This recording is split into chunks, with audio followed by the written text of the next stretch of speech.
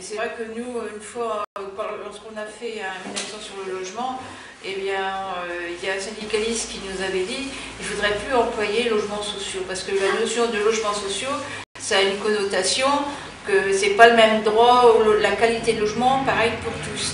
Et c'est vrai que nous, on aime beaucoup mieux la notion de service public du logement, parce que là-dedans, il y a la notion de l'accès au logement, puis la notion de qualité du logement. Parce que cette notion d'urbanisme, bah, c'est fait qu'on a fait des quartiers ghettos, il y a eu la ségrégation par le logement, et ça a cassé la solidarité, ça a cassé des solidarités, ça c'est certain.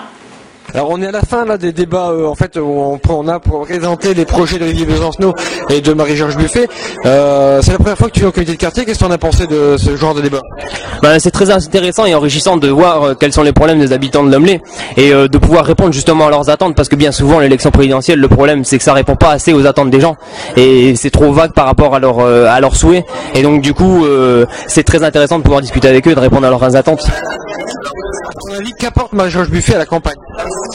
Marie-Georges Buffet, elle apporte un souffle à la gauche, parce que je pense qu'aujourd'hui on a soit une candidate de gauche qui part un peu trop à droite, ou des candidats de gauche qui partent un petit peu trop à gauche, et que il faut vraiment une gauche de gauche en France, et que Marie-Georges Buffet, c'est elle qui apporte cet espoir-là aujourd'hui en France.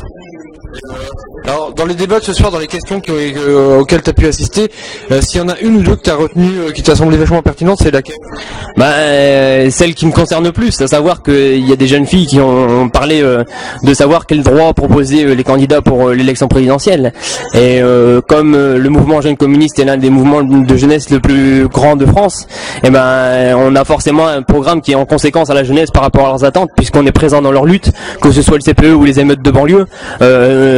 Mais on a toujours été à leur côté, et donc du coup on est capable de répondre à leurs attentes, et c'est pour ça que c'est nous qu'on est le plus proche de ces réalités-là, quoi. Une proposition de concernant les jeunes? Je pense que la principale qui va changer pas mal la vie des jeunes, c'est la location d'autonomie des jeunes, parce qu'on sait tous bien aujourd'hui que être jeune c'est pas évident, et que si on veut pouvoir fonctionner dans la vie, il faut avoir une allocation d'autonomie derrière pour pouvoir fonctionner, et on a discuté tout à l'heure que les bourses c'était un peu obsolète, et que donc du coup il fallait sortir de ce système-là. Concernant la campagne entière 2007, donc pas forcément Marie-Georges Buffet, qu'est-ce que tu en retiendras?